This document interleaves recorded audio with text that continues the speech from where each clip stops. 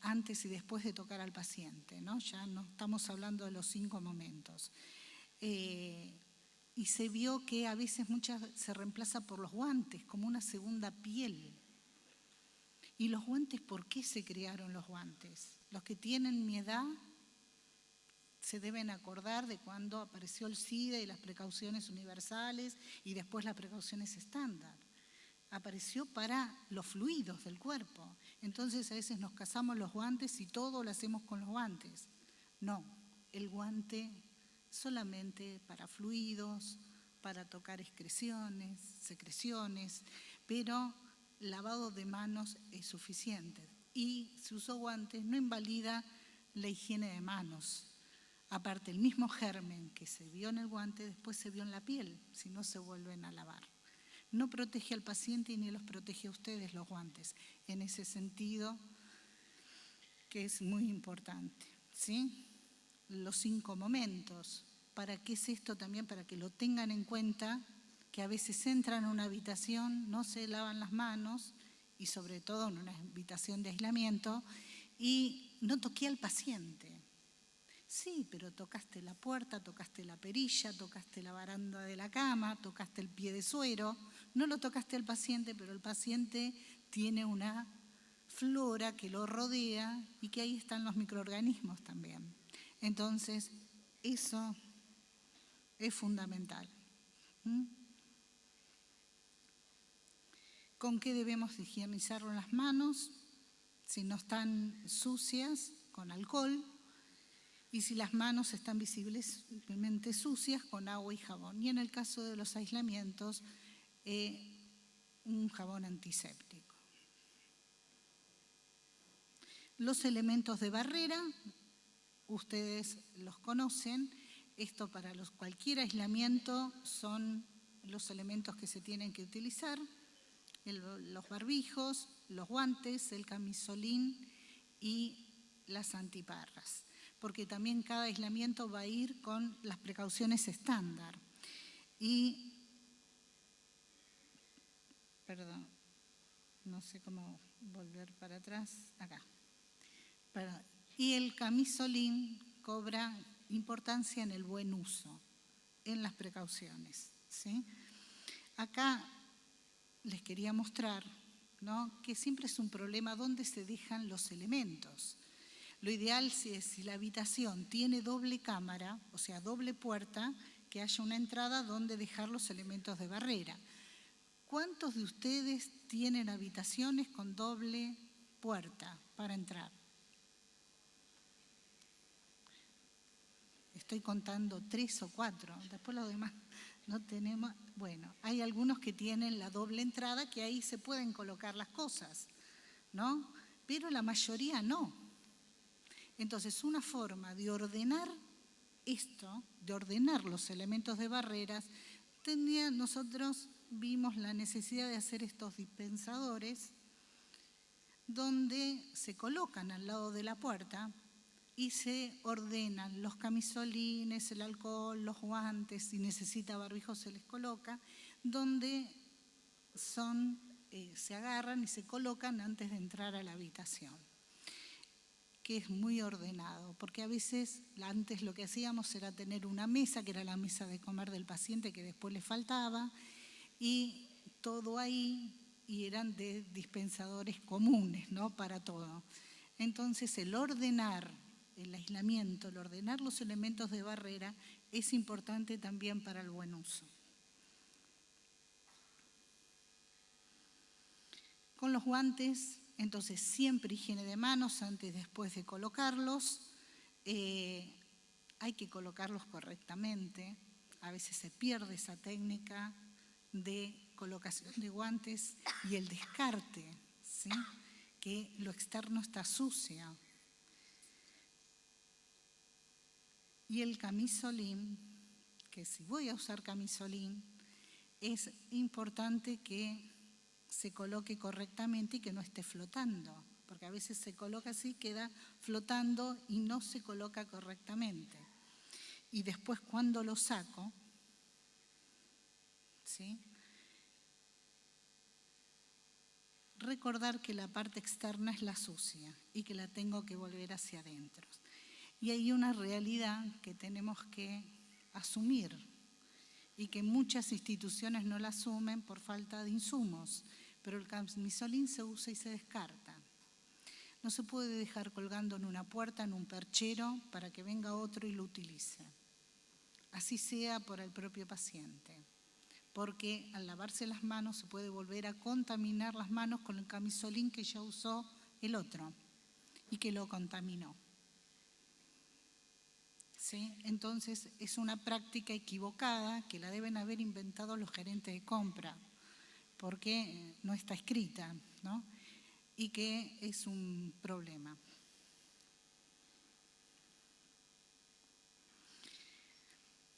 Y por último les quería hablar que es importante para la prevención y en la comunidad también, lo que se llama la etiqueta de tos,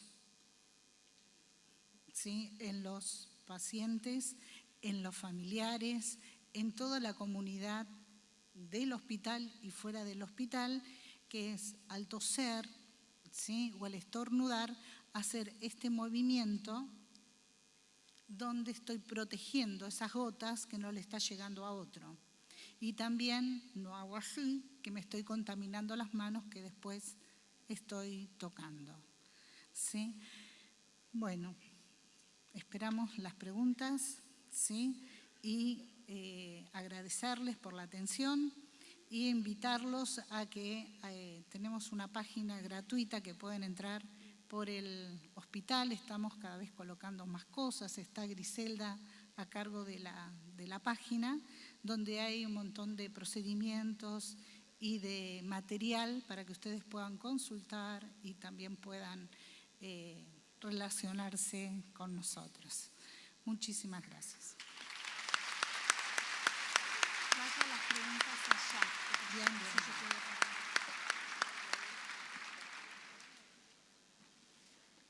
Muchas gracias, licenciada. Muy completas, claras e interesantes ambas disertaciones.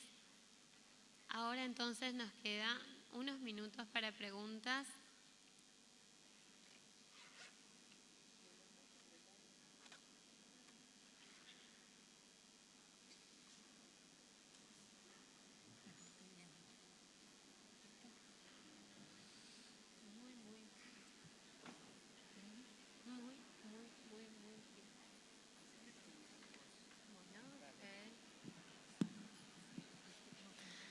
Bueno, vamos a iniciar algunas preguntas para reforzar y aclarar los contenidos de la charla.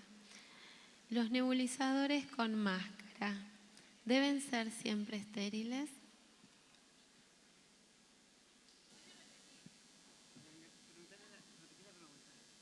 ¿Los nebulizadores con máscara deben ser siempre estériles?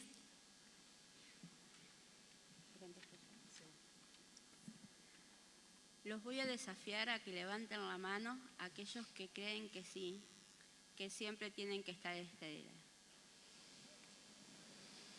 Bien, bien, sí, todos los nebulizadores con máscaras tienen que estar estériles para el primer uso del paciente y después mantenerlos siempre con el mismo paciente y, como les dije, entre nebulización y nebulización, lavar la cámara y desinfectarlos con alcohol. ¿Todo paciente con diagnóstico de neumonía tiene que estar aislado? Perdón, ¿cómo?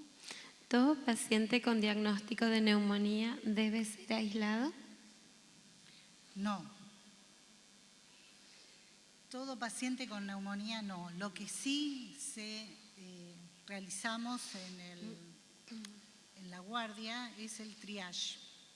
Paciente que viene con una patología respiratoria o que está tosiendo, se les da un barbijo hasta confirmar la enfermedad, ¿sí?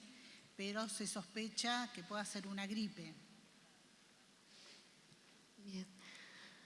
¿Con qué desinfectante se lavan las ramas del laringoscopio? ¿Con qué desinfectantes se lavan las ramas del laringoscopio? La rama del laringoscopio en principio se tiene que lavar con un detergente enzimático grado médico.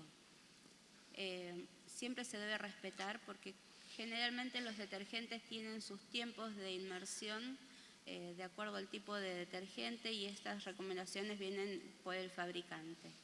Una vez que se cumplió ese tiempo y que se hizo un lavado mecánico, es decir, que se cepilló con un cepillito muy suave las partes del laringo para desprender todo lo que sean secreciones, hay que enjuagarlo, secarlo y se puede optar por dos métodos.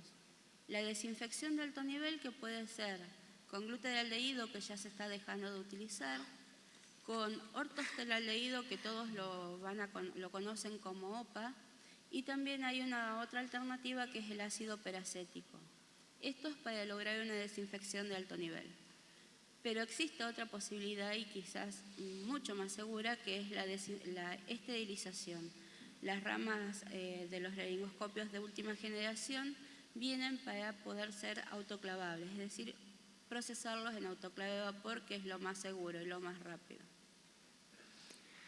¿Qué hacer cuando no hay barbijo N95 y se nos sugiere colocar 2 o 3 barbijos convencionales comunes? Bueno, en realidad no es lo adecuado. No se ha comprobado también que 2 o 3 barbijos sea la misma efectividad que el N95, sobre todo en las enfermedades por gotas muy pequeñas. En realidad siempre más barbijos van a proteger un poco más, pero no es lo adecuado. ¿Dónde se descartan los barbijos? Y en realidad según qué provincia y qué lugar. Si hablamos de la ciudad de Buenos Aires, con su legislación para residuos se pueden hacer, si no tiene sangre, en una bolsa negra. Ahora, en las demás provincias donde todavía rige la ley 24.051, tiene que ser en bolsa roja. Y descartarlo, siempre cuando es respiratorio, se debe descartar fuera de la habitación del paciente, al salir. Acuérdense, en puerta cerrada, al entrar me coloco el barbijo. Al salir, lo descarto fuera. Y los barbijos por gotas, no, porque la transmisión por gotas es a 1 metro. Entonces se lo pueden colocar a más de 1 metro del paciente y después, cuando salen a más de 1 metro, ahí lo pueden descartar dentro de la habitación. ¿Cuánto dura el barbijo N95? Y en realidad puede durar hasta que se rompa. No hay, si se ensucia o se rompe, hay que descartarlo. Acuérdense que es de uso individual. Si lo dejan en el servicio, tienen que tener el nombre de ustedes y lo pueden usar hasta que se rompa. ¿Hay que usar barbijo convencional para la aspiración de secreciones por tubo endotraqueal, traqueotomía? Es el barbijo quirúrgico, siempre para aspiración de secreciones, para precauciones estándar, es el barbijo quirúrgico el común. Ahora, si el paciente, en los casos, un paciente con gripe H1 y N1, también había recomendaciones que si se trabaja con la parte respiratoria, únicamente en esos casos, o una fibrobroncoscopía, que puede haber una aerosolización directa, bueno, ahí colocarse un barbijón N95. Bien. ¿Cuál es el fundamento por el cual las cintas del barbijo no deben estar cruzadas en la colocación, se refiere? Es porque para que se ajuste bien el barbijo. Fíjense en que si ustedes lo cruzan acá, va a quedar un globito. Y en ese globito pueden escapar las microgotas. Por eso no tienen que estar cruzadas y tienen que ocluir bien lo que es la nariz y la boca.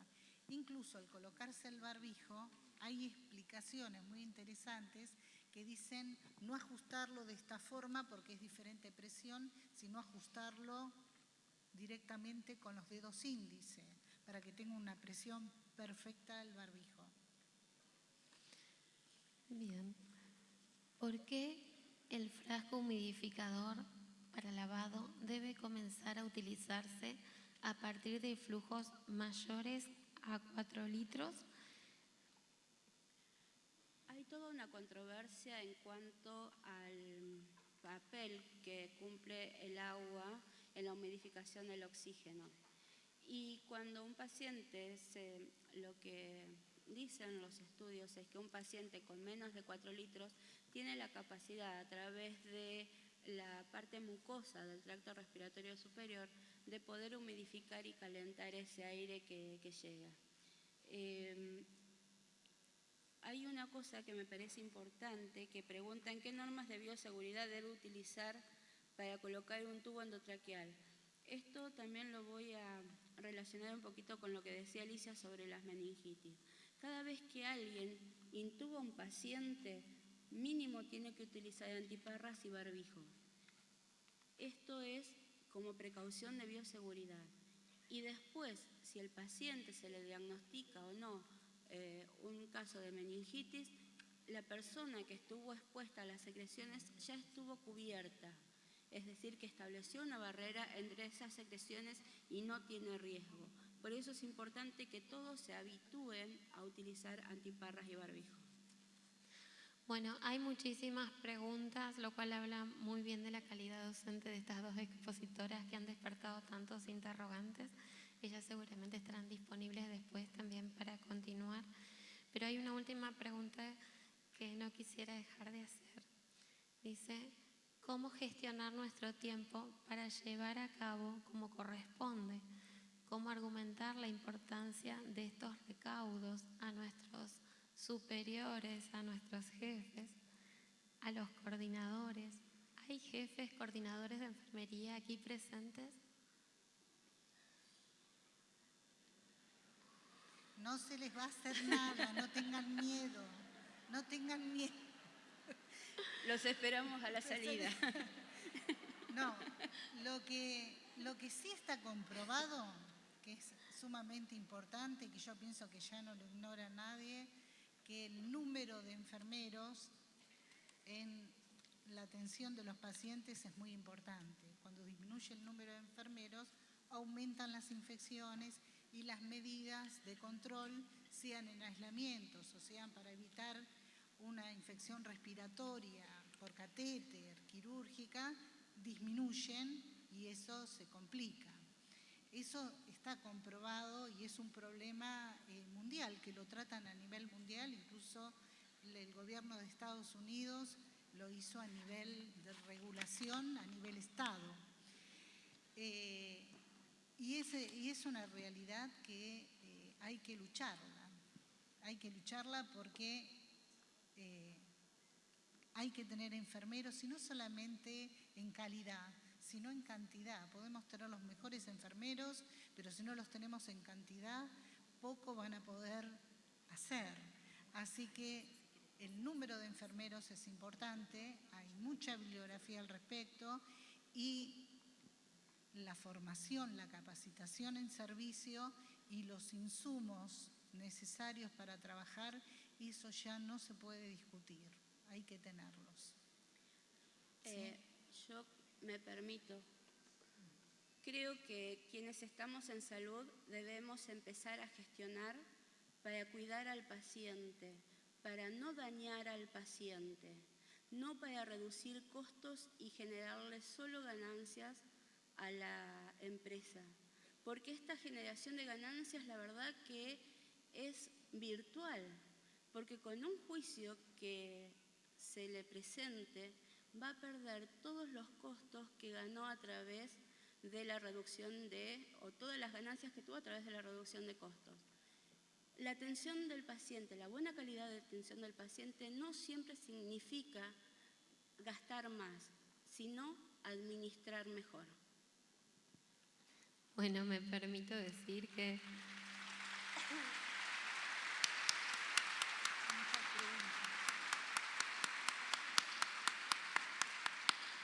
Que sería tema de toda otra jornada, ¿no? La gestión de enfermería de la base a la pirámide y viceversa. Bueno, muchísimas gracias por su atención. En respeto a los próximos expositores, les vamos a dar su tiempo. Va a presentar la próxima mesa la licenciada Miriam Di Loreto.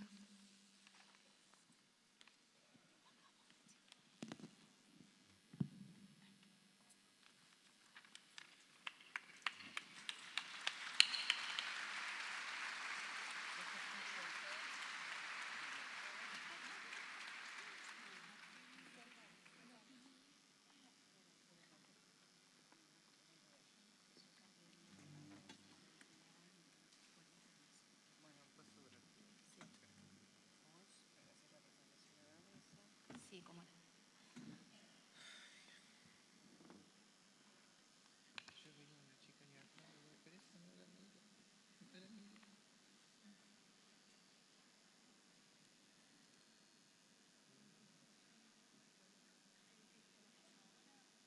No, primero Luis Ferreta.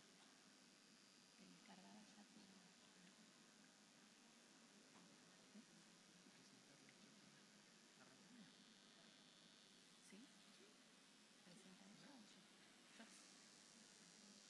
Bueno, buenos días a todos.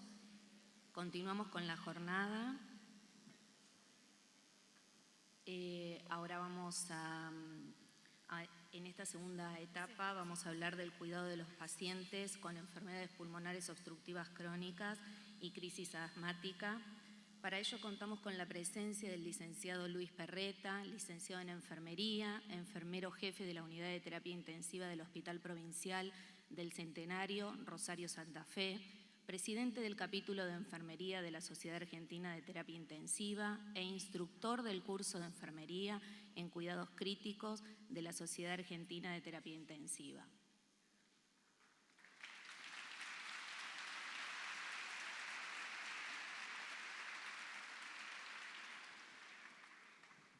Bueno, buen día a todos. La verdad que esto es espectacular, más de 2.000 personas acá adentro, increíble. Bueno, en esta oportunidad vamos a hablar un poco sobre un par de enfermedades respiratorias que muchos hemos escuchado y más de una vez seguramente hemos atendido en nuestras terapias intensivas, que son las llamadas EPOC, ¿no? Y la crisis asmática. Para hablar un poco en números y ver la importancia, la magnitud de lo que estamos hablando, porque a veces no lo llegamos a dimensionar. Fíjense, según los expertos en el mundo hay 64 millones de personas que sufren de esta patología.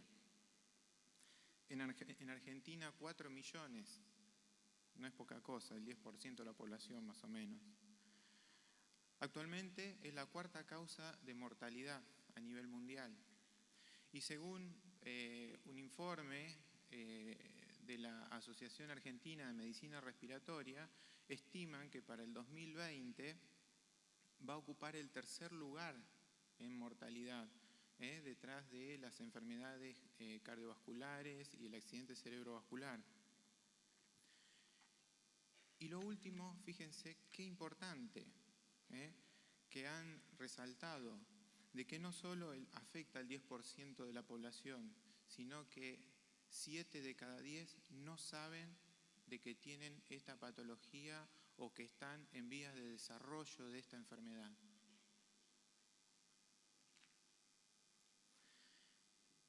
Bien, el EPOC, que también con el correr del tiempo se lo puede encontrar con otros nombres, EPOC es enfermedad pulmonar obstructiva crónica, también se lo llama últimamente OCFA, obstrucción crónica al flujo aéreo. En otros lugares lo he visto como EBOC, enfermedad bronquial obstructiva crónica. Estamos hablando todo de lo mismo. Fundamentalmente engloba dos patologías principales, que son el enfisema y la bronquitis crónica. También pueden ver en algunos lugares que también se agrega el asma, ¿sí?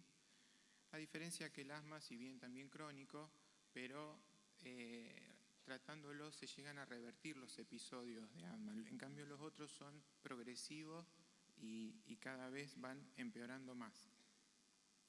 Y también se puede agregar otro elemento más, que es el déficit de la alfa-1 antitripsina, que es una enzima que se produce en la región hepática, que es como si fuera una protectora de los pulmones, ¿no?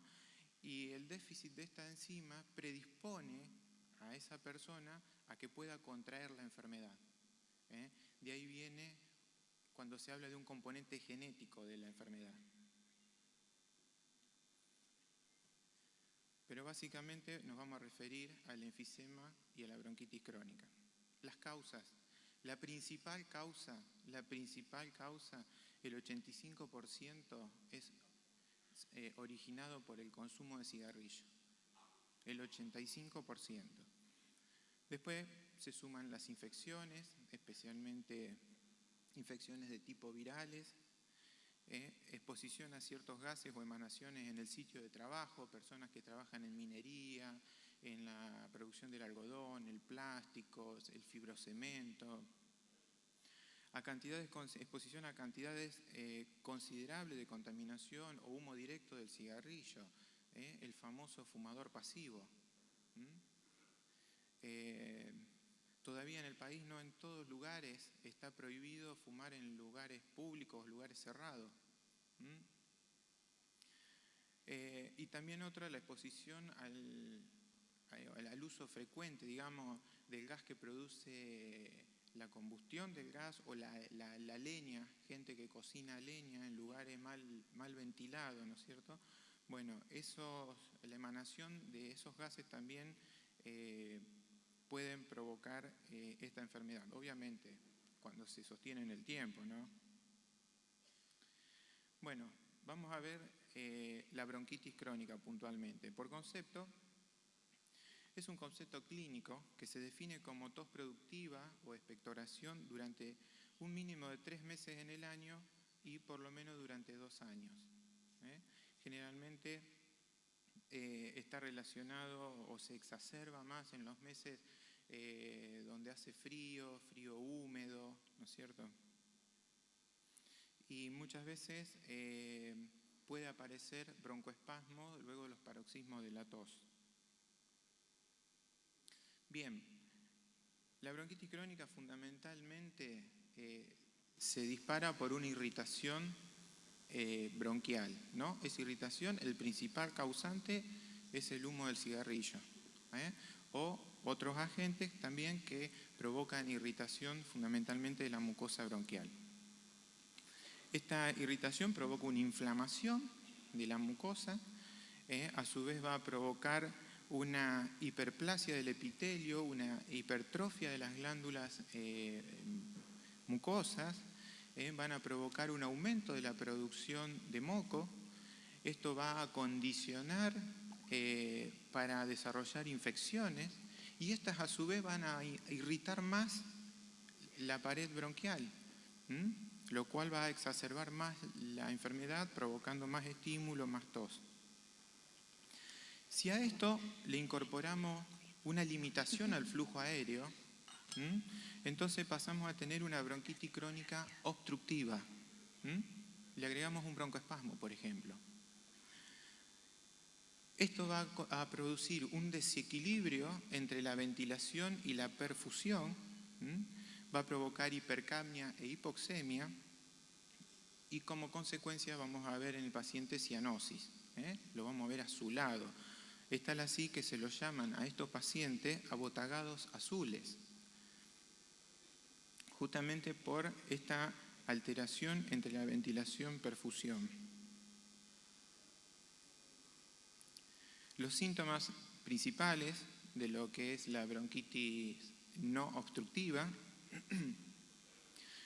es la tos con leve expectoración, generalmente es una expectoración mucosa transparente, Y la crónica ya agrega todos los otros componentes de la producción del moco, purulenta durante todo el día.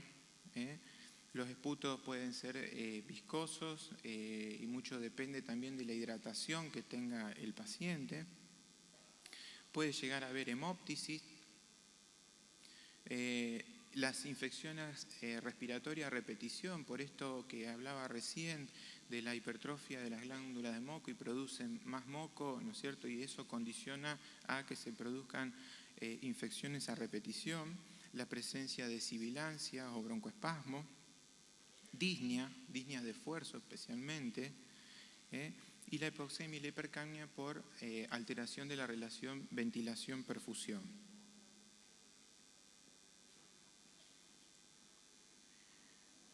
Bueno, vamos a ver el enfisema.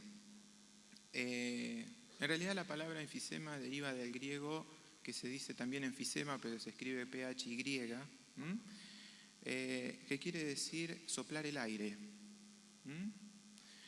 Por eso también lo van a ver que son sopladores, estos pacientes se los llaman, ¿no? El enfisema lo que produce es una destrucción de las paredes alveolares. No sé si lo llegan a ver, los alvéolos, el asino respiratorio, cómo se van destruyendo las paredes. Acá también se ve, por acá. Se van haciendo espacios más grandes, aumenta el espacio alveolar. Pero no solo destruye la pared, sino que con la pared se destruye el capilar también. O sea que nos va a provocar a su vez una dificultad en el intercambio gaseoso. Y también se comporta como una especie de obstrucción, digamos, porque al romperse esa pared también pierde la propiedad retráctil. O sea que la retracción pulmonar también va a estar disminuida y van a tender a quedar inflados, ¿no es cierto? O sea que va a haber una hiperinsuflación y un atrapamiento de aire, que también va a dificultar la salida del aire de ese espacio para poder hacer el intercambio.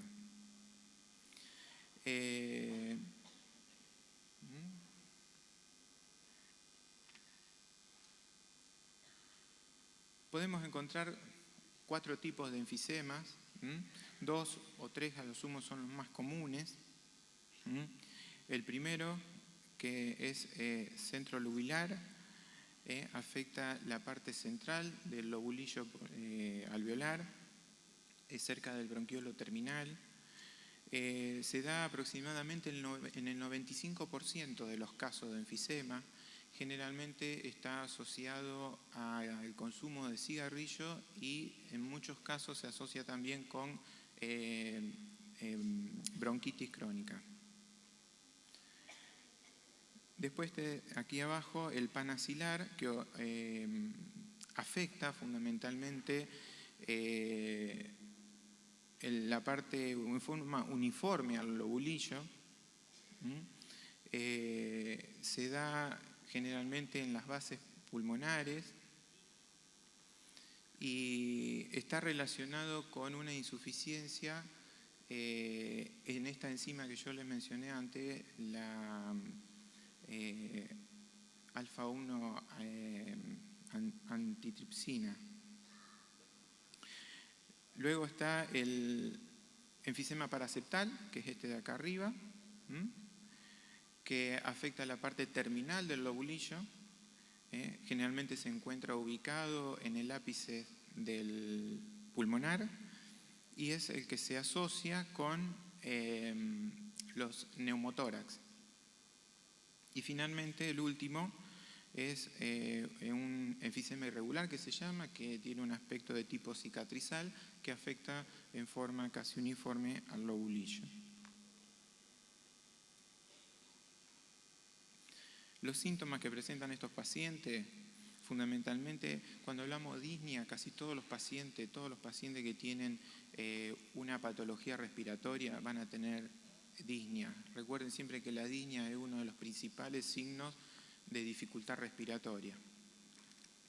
pero este paciente a su vez va a tener disnea de esfuerzo que va a aumentar progresivamente. Se acompaña con una expiración sibilante, prolongada, entrecortada, a veces con episodio de tos. Recuerden de que el paciente ha perdido esa propiedad retráctil del pulmón y siempre le queda aire atrapado adentro. La tos suele ser escasa, ¿no es cierto? Puede ser seca o productiva, con pequeñas cantidades de esputo mucoso. La dificultad para respirar y la dificultad respiratoria en general hace que utilicen la musculatura accesoria, especialmente el esternocleidomastoideo. Bueno, la taquipnea, especialmente si ante el esfuerzo comienza con disnea, pueden progresar seguidamente a taquipnea. La respiración con los labios fruncidos, así como si estuvieran soplando, ¿no? A la exploración se va a encontrar el tórax así tipo de tonel, como se llama. Tiene a la percusión un sonido timpánico, un murmullo vesicular disminuido y una expiración prolongada. Y en algunos casos se pueden escuchar sibilancias. Estos pacientes, como inicialmente tienen una alta tasa ventilatoria y un volumen ventilatorio también considerable, suelen tener una saturación de la hemoglobina casi normal. Por lo tanto, es muy difícil encontrar cianosis en estos pacientes. Por eso se los llaman sopladores rosados, de pink puffer. Bueno, pasamos al asma, el asma bronquial. Fíjense, por definición, que es una enfermedad inflamatoria crónica de la vía aérea caracterizada por una respuesta exagerada de hiperreactividad del árbol bronquial a diversos estímulos, lo cual se manifiesta en forma de episodios recurrentes de sibilancia, tos, disnea o presión torácica, especialmente durante la noche y primeras horas de la mañana. Esos signos del episodio de sibilancia, tos, disnea y opresión torácica son los signos típicos del asma, del episodio de asma. Los factores que pueden desencadenar, factores relacionados con atopia, que predisponen al paciente.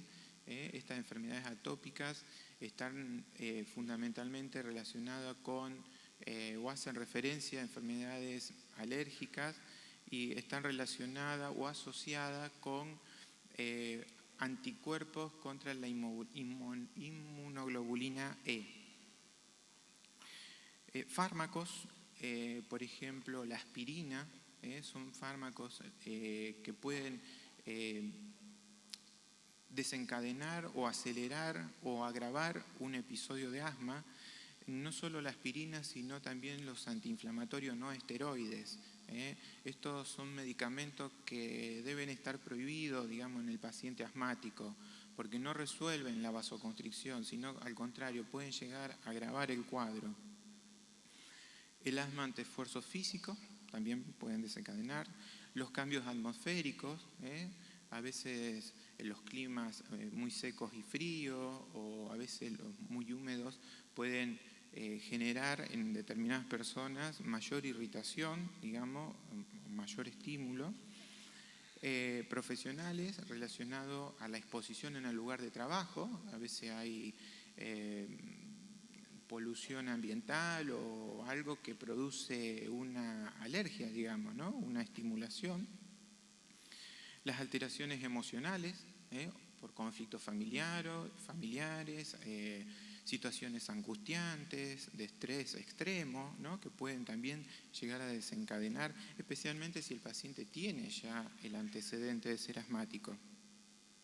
Y las infecciones respiratorias también, y especialmente las infecciones de tipo virales, ¿no? Que son bastante irritantes. Bueno, acá están más o menos los 4 signos típicos del paciente que está padeciendo una crisis asmática. Y yo le puse ese escrito ahí abajo para tener en cuenta que a medida que crece la ansiedad, aumenta la disnea, ¿no? porque la persona que le empieza a faltar el aire se asusta y se asusta cada vez más y es en forma progresiva. Por eso es muy importante estar ahí para contenerlo, y no solo contenerlo, sino también actuar, ¿no?, en equipo, ¿no?, para tratar de resolver el problema lo antes posible. Bien, ya yendo hacia el tratamiento de la enfermedad pulmonar obstructiva crónica, la primera medida siempre es la prevención, y realmente se puede hacer mucho con la prevención. Que mucho no me voy a extender en esto, pero se lo voy a dejar a Miriam para que después nos diga algo de la prevención. Bueno, fíjense que mucho tiene que ver con el cambio del estilo de vida, ¿no es cierto? Abandonar el cigarrillo, la alimentación equilibrada para mantener un peso adecuado, evitar, digamos, el aumento de peso, evitar las zonas donde haya contaminación atmosférica, los climas frío y seco, calurosos y húmedos. Muchas veces no han escuchado que hay gente que debido a esta enfermedad le recomendaron si pueden irse a vivir, no sé, a Córdoba u otros lugares. Hay mucha gente que se ha mudado justamente por este tipo de enfermedades. Aprender, enseñarle, ¿no es cierto?, métodos para respirar, ¿no es cierto?, que le permitan respirar con mayor facilidad, un entrenamiento. Esto es bueno contar o armar equipos de trabajo para poder dar atención integral a este tipo de pacientes. Que permanezca activo lo más posible mediante una participación en un programa, digamos, de ejercicios programados. Y la vacunación. La vacunación porque entra dentro de las poblaciones de riesgo, ¿no es cierto? Como medidas terapéuticas generales, la administración de broncodilatadores. Hay muchos tipos de broncodilatadores, obviamente el médico sabrá cuál es el adecuado para cada paciente. La fisioterapia y la gimnasia respiratoria, eso es muy, muy importante para este tipo de paciente. La actividad física que sea suave y que sea progresiva. El entrenamiento de la musculatura respiratoria mediante respiración con resistencia. El tratamiento con antibióticos de las infecciones respiratorias y la oxigenoterapia comenzando con baja FiO2. Y acá vamos a hacer una observación en este último punto porque estos pacientes generalmente o habitualmente están acostumbrados a vivir con altos niveles de dióxido de carbono en sangre. Para nosotros, digamos, nuestro principal estímulo de la respiración es el nivel de dióxido de carbono, ¿sí? Es el que dispara nuestro estímulo respiratorio. Pero como estos pacientes es habitual de que ese nivel sea alto, entonces ya su estímulo pasa a ser la hipoxemia. Pasa a ser la hipoxemia. Entonces, si a un paciente cuyo primer estímulo respiratorio pasa a ser la hipoxemia y nosotros lo sacamos de la hipoxemia dándole oxígeno, lo vamos a deprimir. Se va a quedar sin estímulo respiratorio. Por eso hay que tener mucho cuidado con el oxígeno en estos pacientes. Y no pensemos que la bigotera por ahí es el método ideal para administrar oxígeno, porque la fracción inspirada de oxígeno que administra la bigotera, por más que sea un sistema de bajo flujo, la fracción inspirada de oxígeno va a depender del flujo inspiratorio que tenga el paciente en ese momento. O sea que varía el flujo inspiratorio del paciente y automáticamente nos varía la FiO2 inspirada. Mientras que si le damos oxígeno con una mascarilla de Campbell, nosotros graduamos la FiO2 que queremos y más allá del flujo inspiratorio del paciente, la FiO2 no va a ser más que lo que dice el regulador de la mascarita. Es para tener en cuenta la administración de oxígeno en estos pacientes. Bueno, seguimos un poco más con los cuidados de enfermería. Muchos cuidados empiezan en el hospital, la mayoría, ¿no es cierto? Enseñar al paciente a toser en forma eficaz. cómo tomar aire, cómo hacer fuerza, en qué momento. La fisioterapia respiratoria y drenaje posturales. Hoy en día tenemos también muchos kinesiólogos dentro de las unidades de terapia intensiva, incluso en la sala de internación general, ¿no?, que colaboran también con este tipo de actividades. Recomendar la abundante ingesta de líquidos, ¿no?, para mantenerlo bien hidratado, que ayude a fluidificar las secreciones, que sea más fácil eliminar las secreciones, ¿no es cierto? Enseñar cómo utilizar los dispositivos para la administración de los inhaladores, porque no es apretar y ya está. Es toda una técnica de tomar aire, retener, largar todo el aire, inspirar muy profundo. A veces es necesario utilizar una aerocámara para que se dispersen bien las partículas del medicamento. Enseñarle cuáles pueden ser los efectos adversos de los medicamentos que va a consumir, para que no se asuste, a lo mejor si desencadena a lo mejor una taquicardia, ¿no?, que puede estar asociada con ese medicamento, que bueno, puede consultar nuevamente al médico para rever esa situación, a lo mejor le cambian por otro que produce menos taquicardia. El control de peso y la alimentación adecuada, proporcionar apoyo psicológico, contar con equipos de salud mental o grupos de ayuda mutua. Esto también es muy importante. Estos pacientes sufren una situación de estrés y de angustia muy grande porque este tipo de enfermedad también lo invalidan para hacer un montón de actividades. Y además siempre está el miedo a que le falte definitivamente el aire, el miedo a morirse asfixiado. Es terrible.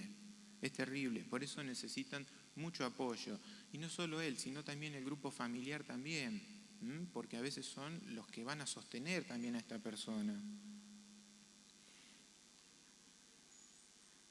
Dentro de los cuidados también hay que valorar las características de las secreciones, si son mucosas, si son purulentas, si tienen contenido hemático, la valoración de la disnea. Como estos pacientes también van a necesitar un plan de ejercicios, hay que ver cómo progresa la disnea al realizar también los ejercicios. La gasometría arterial es muy importante también para ver cómo está oxigenando, cómo están funcionando esos pulmones. Las pruebas de la función respiratoria, especialmente la espirometría. El control de la aparición de cianosis, roncus, sibilancias. Medir los diámetros del tórax, antero-posterior y lateral, es muy importante, puesto que también pueden aumentar por la retención de aire, por el atrapamiento aéreo que pueden llegar a tener estos pacientes. Y fundamentalmente, para enfermería, un exhaustivo registro, algo que nos cuesta mucho escribir, pero es muy importante porque esto hace a la valoración, al poder mirar hacia atrás qué pasó antes, ¿no?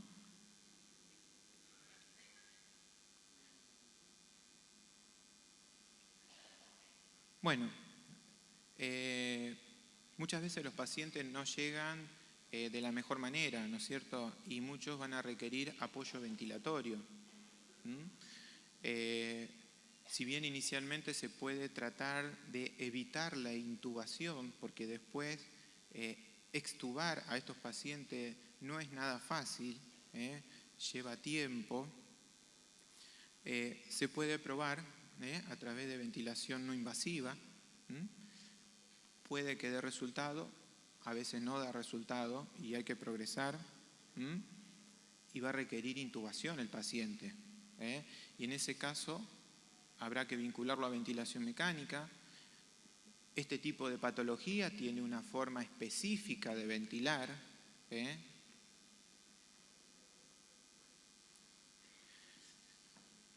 Y lo vamos a tener en la unidad de cuidados intensivos. Inicialmente estará sedado hasta que pase el episodio agudo, pero cuando estos pacientes empiezan a despertarse, y gran parte de la estadía van a estar despiertos, ¿no? Y ya van a empezar a trabajar en su rehabilitación para ir resolviendo su problema de base, ¿no es cierto? Es muy importante nuestra presencia. Les puedo asegurar, y muchos si tienen la oportunidad de trabajar con este tipo de pacientes, es a veces muy habitual de que a la noche no duerman. A la noche te llaman por cualquier cosa, porque disminuye el ruido en la terapia y se sienten como que están solos, ¿no? Y llaman por cualquier cosa. Me parece que el suero no cae, me duele acá donde tengo el suero, para que se acerque alguien. Por eso también, siempre si se puede, que la familia esté con él, sí se puede. A veces se dificulta dentro de la terapia, pero sí se puede. Ayuda muchísimo la presencia de la familia. Ayuda muchísimo porque el paciente se siente más tranquilo, se siente acompañado, se siente que puede pedir ayuda de inmediato al familiar, que va a ir a buscar un enfermero, un médico, si no lo ve directamente en ese momento. Pero el contacto con la familia es un estímulo muy poderoso, y que siempre que podamos hay que facilitarlo. También estos pacientes no permanecen todo el tiempo en la cama. Una vez que ya están despiertos y todo y comienzan su etapa de rehabilitación, es bueno sacarlo de la cama, sentarlo en una silla, en un sillón, que permanezcan sentados, si pueden leer, si pueden mirar por una ventana, si pueden mirar televisión. Ayuda muchísimo ese estímulo distractivo, ¿no?, dentro de todo lo que está viviendo el paciente. Y después también tenemos una etapa de rehabilitación, cuando empiezan a dar sus primeros pasos, muchas veces caminando con un andador o acompañado de 2 o 3 personas.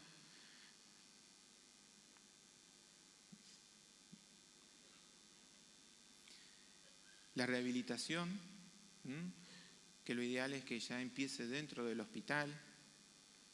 No todos los centros tienen la posibilidad de contar con equipos como para poder hacer la rehabilitación, pero es bueno de que el paciente ya se vaya a la casa con un plan de ejercicio en curso.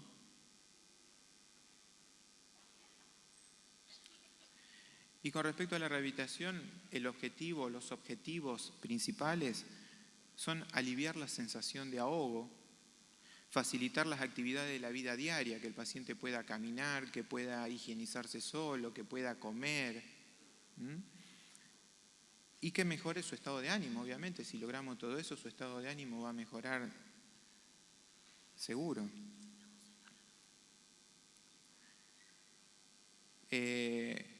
Los ejercicios respiratorios, como inspirar, expirar, con los labios fruncidos. Siempre tener a mano un inhalador de los que acostumbra a utilizar, porque en cualquier momento de los ejercicios el paciente puede tener algún episodio de disnea o de broncoespasmo, y ellos se sienten muy seguros cuando tienen eso cerca. Licenciado, estamos en tiempo. Bueno, la rehabilitación respiratoria, las caminatas, generalmente se recomienda caminar por terreno llano, sin apurarse, caminata suave, erguido, con los hombros sueltos, relajado, balanceando los brazos, evitar los climas fríos y secos o mucho calor. Las bicicletas también son buenas. Ejercicio con los brazos para mejorar la función respiratoria. Y no solo eso, sino también se le pueden incorporar unas pesas pequeñas de entre medio kilo, kilo y medio, también como para mejorar la musculatura. Todo esto siempre para mejorar su calidad de vida, ¿no es cierto? Importante, si hay dificultad respiratoria, si hay hipertermia, si hay dolor torácico o si presenta inflamación articular, no hacer los ejercicios, esperar, consultar al médico y bueno, cuando pasen estos problemas, continuar con el programa de ejercicios. Si no pueden hacer ese tipo de ejercicio, pueden hacer otros sentados en un sillón o en la mesa para ejercitar miembros inferiores y miembros superiores que requieren menor esfuerzo físico. En el hogar, la visita domiciliaria es muy importante, la ayuda para también eliminar secreciones. La educación para los distintos dispositivos que utilice este paciente para la oxigenoterapia domiciliaria, la higiene, enseñarle a limpiar los elementos que utiliza a diario. Y ya terminando, los dispositivos para la administración de oxígeno domiciliario. El tubo de oxígeno, ¿no?, que todos conocemos, si bien hoy vienen en aluminio y son mucho más livianos, no son los más autonómicos porque se agotan rápidamente. Las mochilas que concentran oxígeno del aire ambiente requieren una línea eléctrica para que funcionen, ¿no es cierto? Y tienen una autonomía también, ¿no es cierto? Y son un poquito ruidosas, no es un tractor, pero hacen un poquito de ruido. Y finalmente los últimos, que son estos acá, que son los tanques de oxígeno líquido, que son más rendidores, rinden mucho más. La mochila se puede cargar desde el mismo tanque y desde el mismo tanque se puede obtener oxígeno para el domicilio. Estos tanques se pueden transportar siempre en forma vertical. Y la empresa que nos provee los cambia regularmente, ¿no es cierto? Bueno, ya terminando, para recordarles que el tercer miércoles de noviembre todos los años se festeja el Día Mundial del EPOC. Uy, se terminó.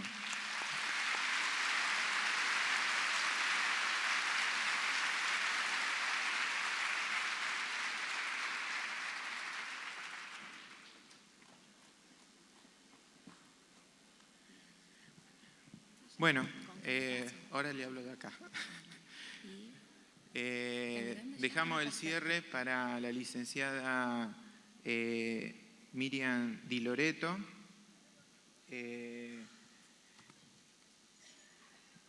No tengo las cosas ahí. Bueno, ella trabaja en la Fundación Favaloro. Y está en el servicio de neumonología. Sí, soy la jefa del servicio de neumonología y la coordinadora de los talleres para dejar de fumar, además de docente de la carrera de enfermería de la Fundación Favaloro. Bueno, ante todo, buenos días a todos, agradezco la presencia de todos y agradezco infinitamente a las autoridades de esta jornada Roemers por haberme convocado.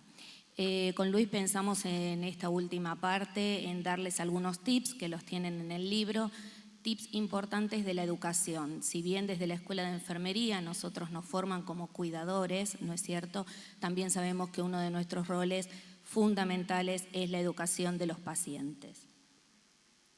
Por lo tanto, creemos que estos son 4 pilares importantes dentro de los pacientes que tienen enfermedad pulmonar obstructiva crónica, enfisema, asma. Fundamentalmente, la educación en estos puntos que son espirometría, utilización correcta de la terapia inhalatoria, cesación tabáquica y vacunación antigripal. La espirometría es un estudio muy sencillo, no sé si todos ustedes lo conocen. Todos ustedes seguramente conocen el electrocardiograma, la placa de tórax, los análisis de laboratorio, pero no todos se han hecho una espirometría, ¿sí? Y es importante aconsejar a este tipo de pacientes y a todo paciente que tenga síntomas respiratorios como tos, disnea, sensación de ahogo, secreciones, realizarse una espirometría. Decirle al paciente que le pida a su médico realizar una espirometría. La espirometría es muy sencilla y es un estudio que detecta la presencia o ausencia de una enfermedad obstructiva y así también cuantifica esa enfermedad obstructiva. ¿Qué quiere decir esto? Que le va a poner el nombre, si esa enfermedad es moderada, si esa enfermedad es leve, si esa enfermedad es severa. Y es así que esto va a ayudar al médico al tratamiento y a nosotros también a los cuidados de los pacientes. Es muy importante estas instrucciones que debemos recordar los que trabajamos en un lugar de neumonología o los que cuidamos pacientes en una guardia, en un piso, en una sala de terapia intensiva. El paciente no debe utilizar los broncodilatadores antes de la prueba de la espirometría.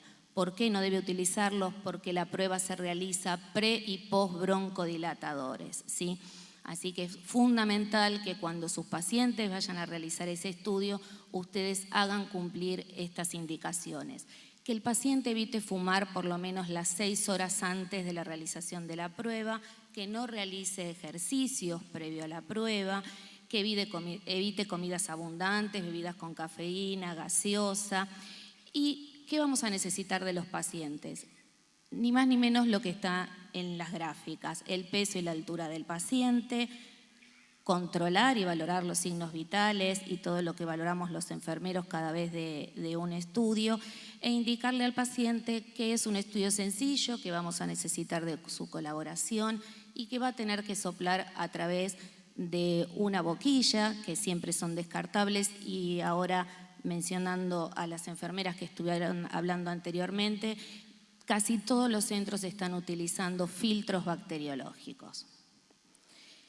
El segundo punto importante a tener en cuenta en la educación y que debemos chequear cada vez que tenemos la oportunidad de estar con un paciente que utiliza broncodilatadores es chequear si el paciente está utilizando correctamente o no la terapia inhalatoria. Para ello, cada vez que tengamos oportunidad de ver en la mesita de luz de un paciente o si viene a consultarnos, informarle al paciente el correcto uso. Previo a esto, nosotros tenemos mucho que aprender. La industria farmacéutica avanza muchísimo y los dispositivos inhalatorios cada vez son más difíciles de usar. Si son difíciles a veces para nosotros, que estamos en este ámbito, mucho más difíciles son para los pacientes. Por lo tanto, instruir a los pacientes en el correcto uso de los broncodilatadores, de los cartuchos presurizados, como es, por ejemplo, el salbutamol. Si nosotros vemos que los pacientes no utilizan bien esos broncodilatadores, recomendarles el uso de una aerocámara. Una aerocámara o un espaciador, eso va a beneficiar a los pacientes para que la medicación llegue a destino y se beneficien y mejoren su calidad de vida. Así también tenemos los cartuchos de polvo seco, que son los que están al final, los verdes, que son distintos dispositivos. Estos van dentro de la boca. Tenemos que primero leer las instrucciones que están detalladas en el manual que ustedes se llevan en el día de hoy, y enseñarle a los pacientes fundamentalmente que una vez que utilicen cualquiera de estos dispositivos deben enjuagarse la boca, ¿sí? Enjuagarse la boca para evitar cualquier tipo de hongos en la cavidad bucal.